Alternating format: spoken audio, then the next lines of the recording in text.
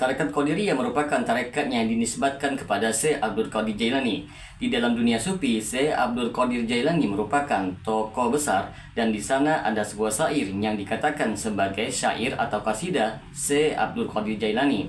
Namun di dalam kasidah tersebut terdapat puji-pujian yang gulu. Maka teman-teman sekalian, sangat menarik untuk kita membahasnya lebih mendalam. Pada pertemuan kali ini, maka jangan ragu untuk terus menyaksikan video ini hingga selesai agar kita sama-sama menemukan fakta yang sebenarnya.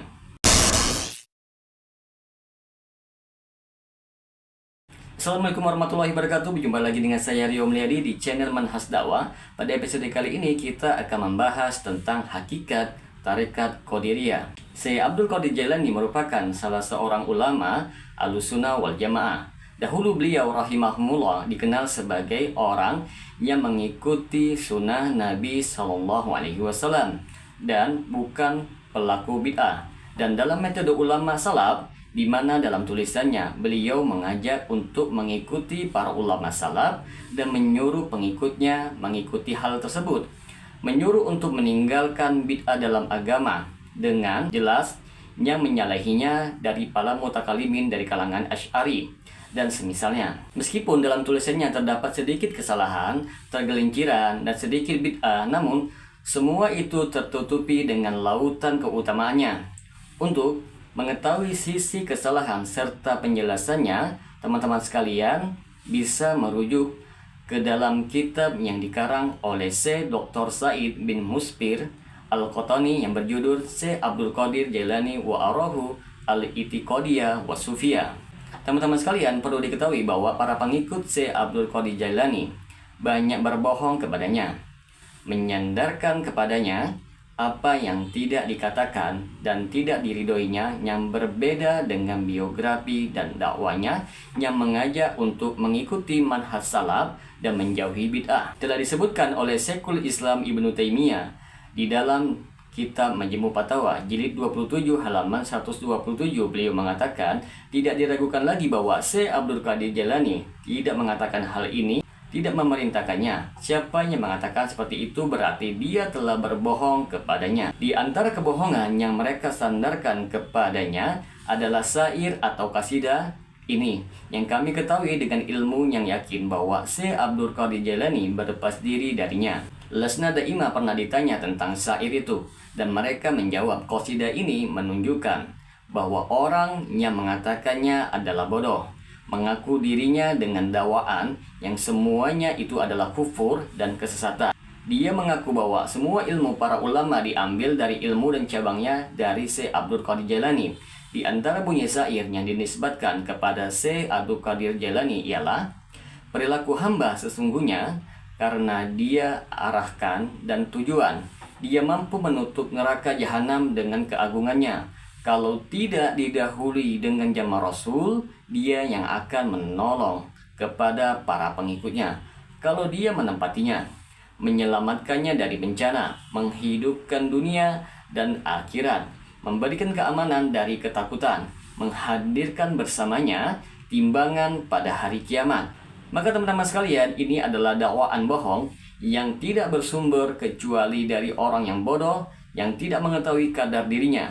Karena sesungguhnya kesempurnaan ilmu hanyalah milik Allah semata, bahwa seluruh urusan akhirat dan seluruh urusan kembali kepada Allah, bukan kepada para malaikat yang dekat, tidak juga kepada nabi yang diutus, dan tidak kepada salah seorang dari kalangan orang yang soleh.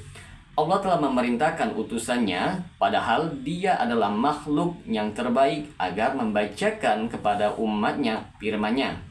Katakanlah, aku tidak berkuasa menarik kemanfaatan bagi diriku, dan tidak pula menolak kemudaratan kecuali yang dikehendaki Allah. Dan sekiranya aku mengetahui yang gaib, tentulah aku membuat kebajikan sebanyak-banyaknya, dan aku tidak akan ditimpa kemudaratan. Aku tidak lain melainkan hanyalah pemberi peringatan dan pembawa berita gembira bagi orang-orang yang beriman.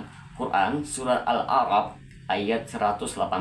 Dan juga firman-Nya, katakanlah, sesungguhnya aku tidak kuasa mendatangkan sesuatu kemudaratan pun kepadamu, dan tidak pula suatu kemanfaatan. Katakanlah, Sesungguhnya aku sekali-kali tiada seorang pun yang dapat melindungiku dari azabnya Allah, dan sekali-kali aku tidak akan memperoleh tempat berlindung selain daripadanya.